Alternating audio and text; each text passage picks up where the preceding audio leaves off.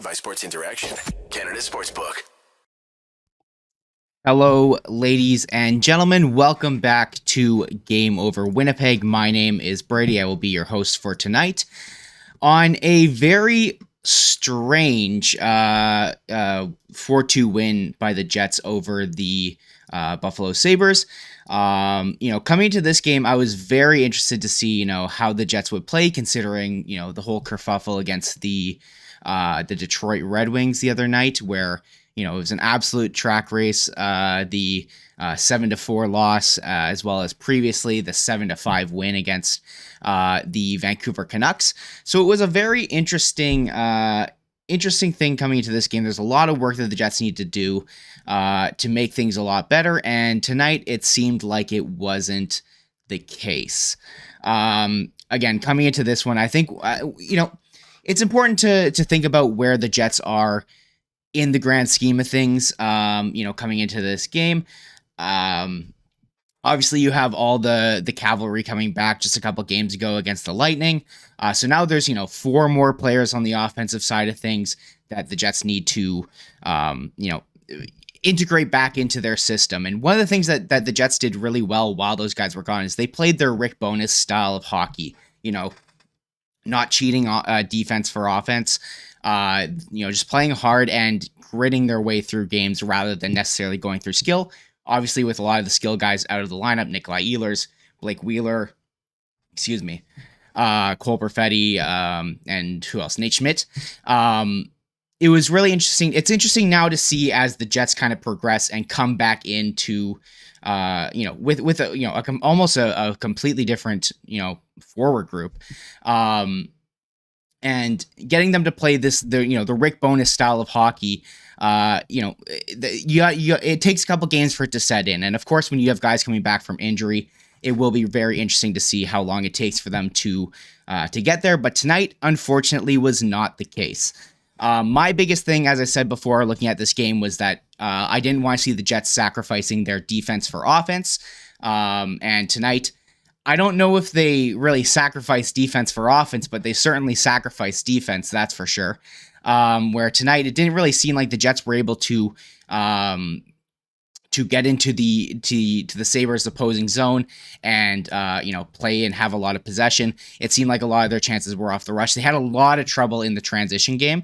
We're going to talk about all that, get into the game a little bit more, but of course before that, always got to say quickly, think you know which way it's going to go. Make your bet with Sports Interaction. Whether it's hockey, football, or basketball, Sports Interaction has you covered. Bet pregame, live and play, or on one of our many prop bets. Sports Interaction makes it easy to deposit, play, and cash out. Join now and see all that sports betting has to offer. Want to bet? Head to sportsinteraction.com/SDPN. That's sportsinteraction.com/SDPN. 19 plus, please play responsibly. Alrighty, Jets fans.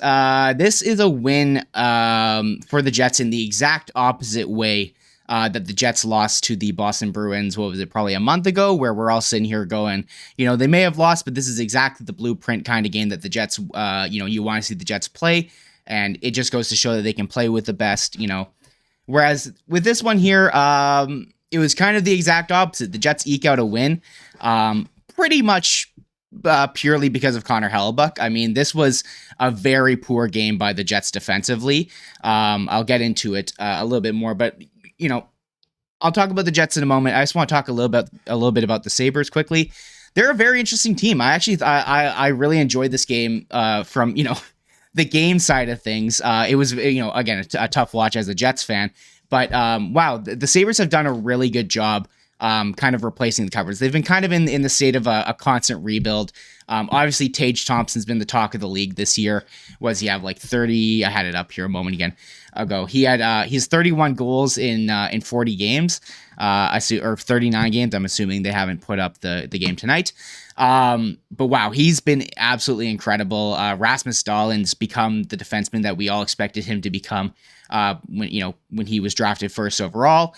Jeff Skinner has absolutely revitalized his career after, getting a pretty rough contract, and everyone kind of, selling on him, thinking he's done, but he may not be worth that contract, but he's definitely fitting in. He's been fantastic this year. And then you got all the young guys like Dylan Cousins, Even Casey Millsat's been not too bad this year. Jack Quinn's been playing in the lineup. JJ Peterka, all these guys. Owen Power. How do I not mention Owen Power? This is a fun and interesting team.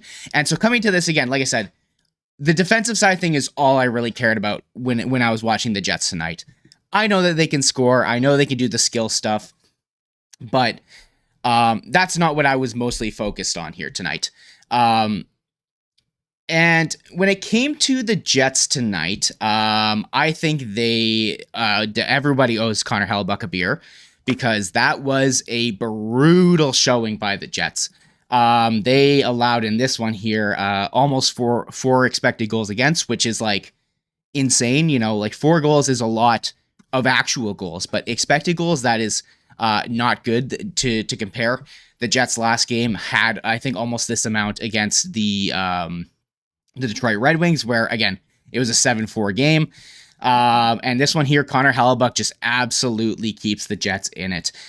There were so many times in front of the net where there was just guys all alone. If you look at both goals that the Sabres scored, there's the first one, which is the Victor Olofsson one, which is the one that comes right after the power play that the Sabres had, where Adam Lowry's off the ice. I actually do want to talk about the penalty kill. We'll get there. I forgot to write that one down, but I'll write that one down for later.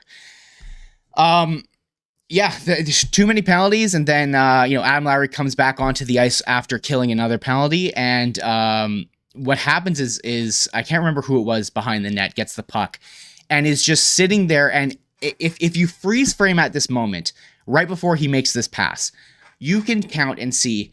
I can't remember which defensemen were on the ice, but forwards wise, there was Pierre-Luc Dubois. Who else was it? Adam Lowry, of course, and I think it was Kyle Connor. It was Kyle Connor, and every single one of them are staring at the puck holder behind the net. Guys, you got to do more than just that. You have to get in front of the net. You have to pick up a man. Like, you can't just be sitting in your defensive zone just staring at the puck. Like, the puck watching is one of the things that coaches will harp on you for constantly. And I'd imagine that Rick Bowness came into the room after and just gave it to them for that one. But yet that was still an issue on the second goal. This was the one where, what's his name? Tyson Yost, Yost, comes into the zone, and after, a little bit of a spin play, you've got Gagne. Who else was it? Gagne was watching. I think it was actually on Sinfialbi as well too. Everyone is watching the puck carrier, and Tyson Yost comes into the play as the third man in, almost as the defenseman, like as if the defenseman kind of went in and played kind of how the Jets do, where defensemen can sometimes lead the rush. Tyson Yost shows up right at the end, and no one's looking at this guy, like no one, and he just walks in and shoots from the top of the slot. If you look at the heat map for this game here, boy, oh boy, is there a lot of red in the slot. Like, that was a rough game from the Jets in regards to defensive coverage. It was very interesting. I found the best line for the Jets was the third line.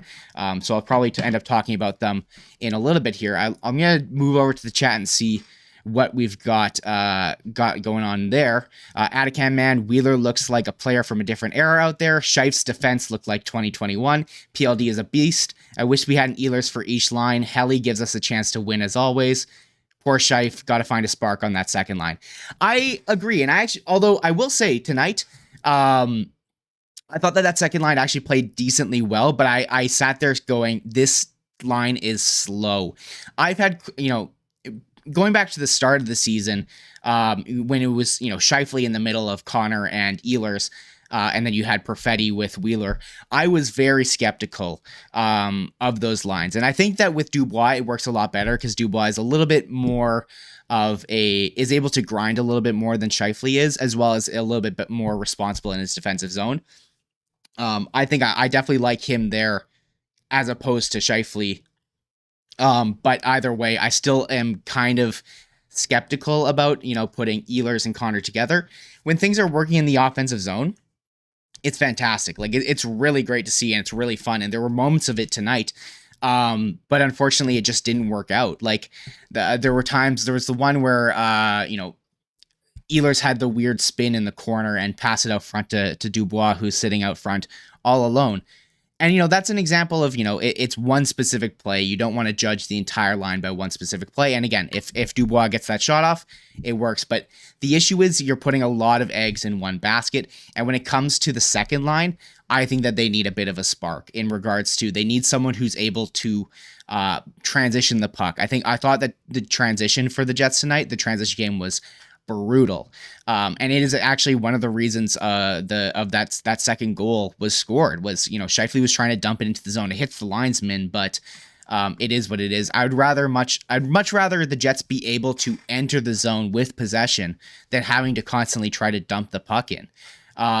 When that second line, the Scheifele, Connor, and Wheeler line gets out there, and is able to, establish possession in the offensive zone, they're really good because they have some great chemistry. They've got two great passes and a great shooter.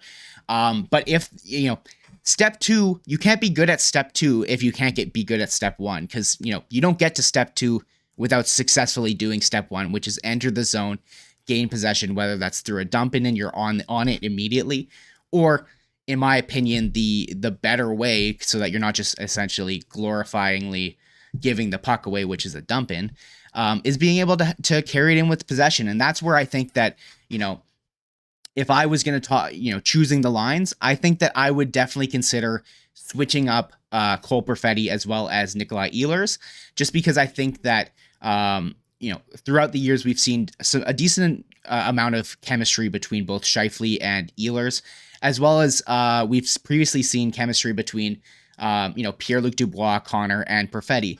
I don't think that they need, an all-world beater like Nikolai Ehlers on that top line to be successful.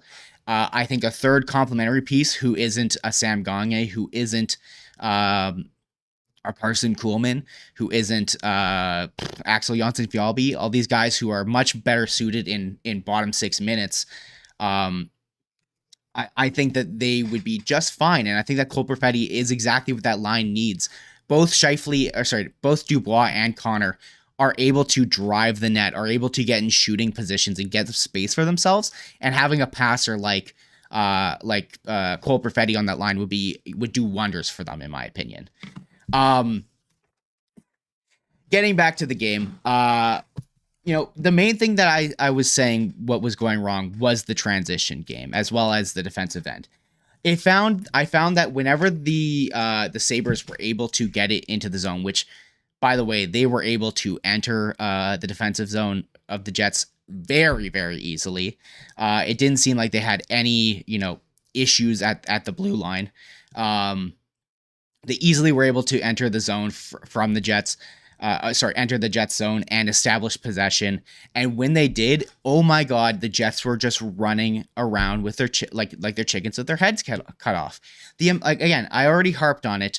The slot shots, those need to be cut out of the game. Like whether it's just sticking a guy in the middle there who's one, not puck watching, and two, just constantly getting in the way. I don't know what exactly needs to be done there. I'm not a coach for a reason. But that is one thing where I'm looking at and going, what the fuck, man? Like, that needs to be fixed. Additionally, even when the Jets were able to get possession in the defensive zone, I found that they had a lot of issue breaking the puck out. There were times where it kind of reminded me of the series against the Habs in the Canadian division, where the Jets were just holding on for dear life. They'd get the puck, chip it out, and not really have a lot of possession unless they were able to counterattack, which is kind of how the third goal, the winning goal, the Kyle Connor goal, is scored. It's a fantastic goal, and I would love to sit here and be able to just praise Kyle Connor for getting open and getting that pass out. But just 10 seconds before it, somehow the Buffalo Sabres ended up with a 2-on-0. Keep in mind, this is not like off of a rush. This is like mid-possession. Somehow end up with two players in front of Connor Hellebuck, able to make a nice pass across. If it weren't for Dylan Sandberg, luckily getting back, getting his stick in the way, Again, it was all just holding on for dear life for the Jets. Luckily they're able to do it, but again, just as I said, kind of against, or I guess I didn't say it here, but I was touting in the last chat. Not every game is going to be against the Red Wings. Not every game is against the Buffalo Sabres. Like, you can't always just outscore your problems. Luckily tonight, the Jets got lucky enough and they were able to, that chance was opened up for Kyle Connor to go down the ice, make a nice nifty move on Ukko-Pekka Luukkonen, maybe my favorite name to say, and and score a fantastic goal. Like, that was a great goal, but I can't sit here and praise it when right before the Jets almost got scored on, like, in like an embarrassing way. Like, you should never ever, when you are defending in your own zone, like not off a rush, ever allow a 2-on-0 in front of your net. Like, again, Dylan Samberg gets there in time and breaks it up, luckily, which he also had a fantastic game. We can talk about that as well too. But yeah, it just not good enough by the Jets. Like, this is not the play that is gonna, end up in success for this team. I still think that they need to make some additions. If you watched it on the broadcast tonight on TSN, they were spewing some really dumb stuff at the in the intermission, where Craig Button as well as Kevin Sawyer are talking there, saying that they just need to add tinker around the edges. I think they should tinker around the edges as well, but saying that they don't need a difference maker in their top six is, in my opinion, just factually incorrect. While I do think that Blake Wheeler had a pretty good game tonight, obviously that first Samberg goal, I think Blake Wheeler should get a complimentary assist on that one. But for standing in front, obviously the goal happens when there's the face-off draw inside, and then Mark Scheifele wins the draw, goes back to Cole Perfetti. Cole Perfetti hands it off to Nate Schmidt. He dishes it across to Samberg. He walks in and rips it top corner. A perfectly placed shot, a fantastic shot by Samberg. But that all goes in because Blake Wheeler is standing in front. And that's kind of where he should be. Like, I think that he had a great game. There's even on the, what was it? There was one moment where he had a really, really nice block, where he dove and blocked the puck and then was able to get the pass out, to, who was it? I can't remember who it was. And they end up going down for another breakaway. I thought he had a good game, but at the end of the day, he's not the long-term solution in the top six. If the Jets want to be up more than just a playoff team, like a contender, they're going to need to add come trade deadline time, in my opinion. But yeah, I'm going to take a sip of water here. I'm going to check the chat, see if anyone says anything.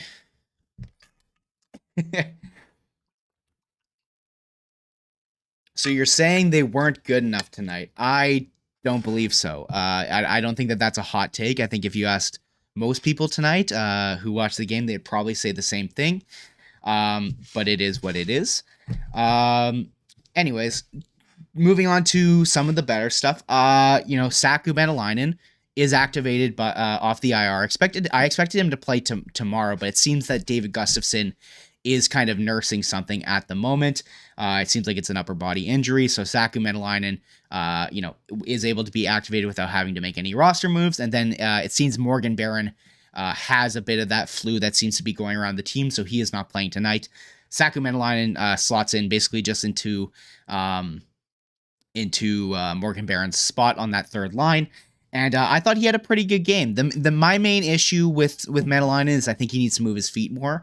Again, this is his first game back from injury in a while now, so I don't blame him too much. And the he needs to move his feet line was more or less had to do with the start of the game. There were a couple points where he just wasn't really moving his feet enough, and then that also kind of led to the penalty that he took. Luckily, the PK was fantastic for the Jets tonight. When I say the PK was fantastic, I want to just throw in there, Connor Hellebuck is a part of the PK. He's one of the reasons why the Jets have one of the best PKs in the league now. Also, small little note I have to throw in there. God, Kevin Sawyer every single time mentions that the Jets are great defensively, and then the metric that he always uses is goals against average, which I wonder if having the best goalie in the league has anything to do with that. So I hate hearing the Jets were uncharacteristically bad on defense tonight. I don't know. I think that this is kind of the old Jets seeping into the new Jets, and not a surprise when these tendencies come out. But again, going back to it, I thought the PK did fantastic tonight. I can't remember how many penalties there were, like 4 or 5 maybe that the Jets took, which by the way, far too many. A lot of them were pretty dumb. The Blake Wheeler trip was pretty stupid. As well as there was, what else was it? I had it written down here that there was a dumb penalty. Who else had it? I can't remember. My apologies. Dumb trip on 26. Yeah. Anyways, regardless though, the PK was fantastic tonight. Going against these Sabres, like these guys are, despite what I said before, like these guys are a good team. Like despite saying, not every team is the Sabres, they are fantastic offensively. As I said, Tage Thompson, Jeff Skinner, Alex Tuck, Rasmus Dahlin, Owen Power. Tyson Yost had an incredible game today, which I never thought I would say. I thought that he was kind of on his way out of the league, if you were to ask me. But he had a fantastic game too. But again, the Jets held on, and one of the biggest key reasons was their PK was fantastic. And this is where I have to give Adam Lowry some credit. He played fantastically today as well too. His line just in general was easily the best line for the Jets.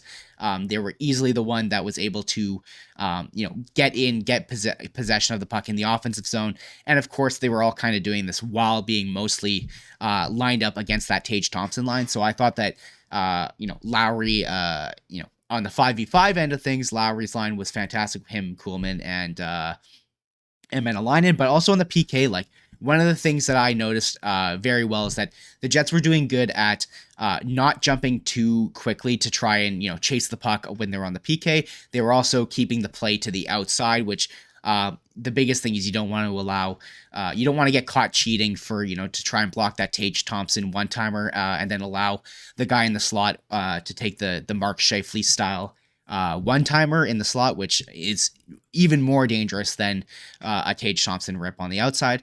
So I thought that they did absolutely fantastic today. Hats off to the PK. Hats off to Scotty Arniel. They've been a big reason why the Jets have been a lot better this year. But again, the hats come off for Connor Hellebuyck. I mean, what an absolutely fantastic game by him. None of the saves were like, crazy having to slide across and make a huge one-timer save, but there were a lot of really dangerous shots, as I said, in the slot that Connor Hellebuyck stood real tall for.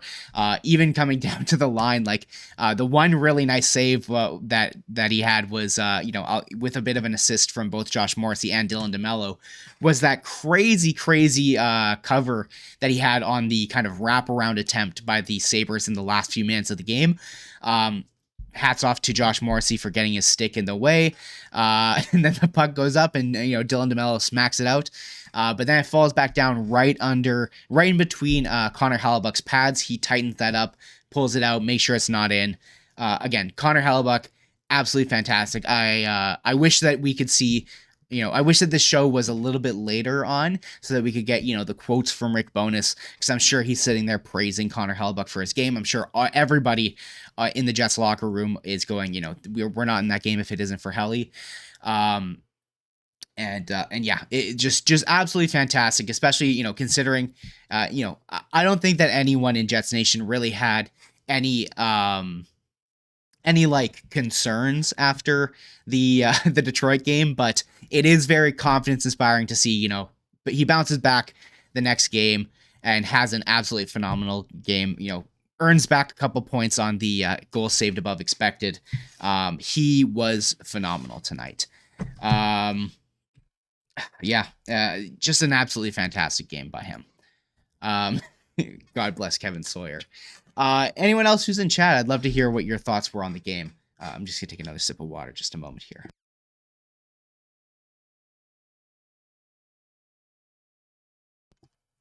That's some good water. Looking at the Jets going forward, like I said, they're back in action tomorrow night. against the Pittsburgh Penguins. I'll be here. I'll have a guest with me. I'll have Kishore on with me. You might have seen him in chat a couple times if you have paid attention since the Jet-centric podcast days. Kishore has been a mainstay there. I'm really excited to talk to him tomorrow night as the Jets do fly out to Pittsburgh to face the Penguins. I would imagine Dave Riddick gets the start tomorrow, and the Jets are really going to need to shape up. Again, there's a lot of games this month. We're already 12 days into it. Excuse me. And a lot of those games are on the road. So, that means limited practices for the Jets, which means it will be interesting to see how Bonus kind of is able to tighten things up for the Jets. Obviously, they'll still have their game day skates, but those aren't the days where you're, tightening up every little thing. Those are days where you're just getting the guys into the game time swing. So it'll be very interesting to see how the Jets respond tomorrow night.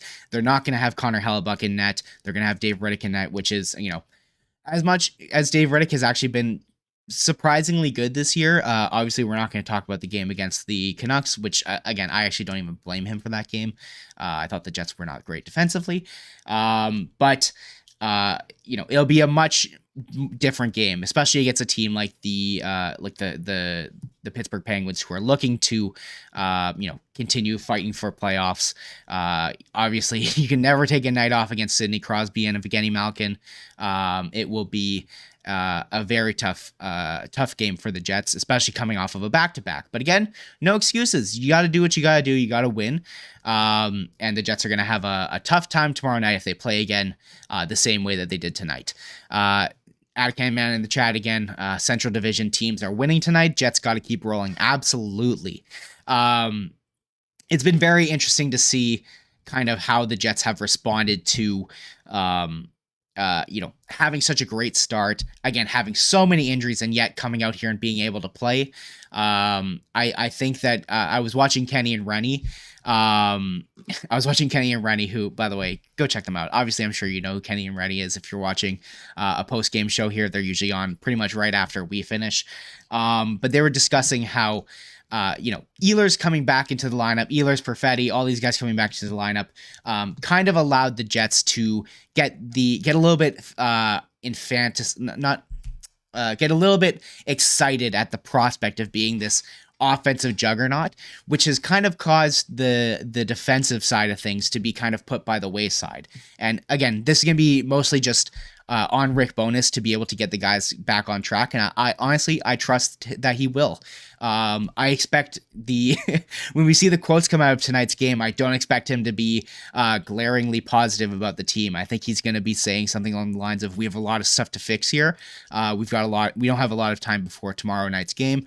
But, we're going to have a talking. We're going to look at some video and make sure that the boys are ready to go as soon as possible. Because, one of the best things about Rick Bowness, he tells it like it is. He doesn't mince words. He likes to be honest how he felt about the game. And I think I speak for everyone in Jets Nation. That was not a fun game to watch for the Jets in the sense of, they weren't the dominant team that we would hope that they are. But yeah, like I said, we'll be back here tomorrow night again, back to back. I'll be here with Kishore. Make sure you don't miss it. It was a good little chat tonight. But we'll be back. We'll be back to back. One final comment from Atcan Man: would like to see 37 on back end of back to backs for a change. I don't know if I agree with that. This is a very interesting to consider, because if you look at the two teams that they play tonight, the Buffalo Sabres as well as the Pittsburgh Penguins tomorrow, I would generally say that the Penguins are the better team of the two, right? So it kind of enters, do you play your better goalie against the in quotes weaker team to start when all your players are good to go and less fatigued to try and provide yourself a better opportunity to win on the first game? Or do you try to win both games? Well, I mean, obviously they're going to try to win both games, but do you try to put yourself in the best position to win both games, which would be to start David Riddick when your team is less tired in the first game, and then have Connor Hellebuck come in and play which is probably going to be a heavy heavy shot load tomorrow. Not that tonight wasn't. I'm very interested to see what other people think. I personally think that it is good to just get him in on the first game, and I think that with Hellebuyck too, having the shitty game last game, I think it was kind of in his nature to be like, to get him back in and get that confidence going again right away. Not that I don't think that he was, lacking confidence last game, but it is good to see that, he's already back on track to his, his Vezina candidate level. But like I said, it'll be very interesting to see how the Jets respond tomorrow, again, on the second half of a back-to-back. I've been Brady. I'm going to sign out now for Game Over Winnipeg. Thank you all for tuning in. Be sure to leave a like on the stream. Share it around if you feel like it, if you want to do me the favor. But like I said, we'll be back tomorrow. I'll have a guest on, so it'll be a little more interactive than it was tonight. But I hope you all have a wonderful evening. Make sure to follow us on Twitter at SDPN Sports. Follow myself at NHL Chunky. Obviously, follow Liz at LYSSHOUDE, who does the other half of the games. But like I said, have a fantastic night, and we'll see you all tomorrow. Thank you all for tuning in. Game over! Powered by Sports Interaction, Canada Sportsbook.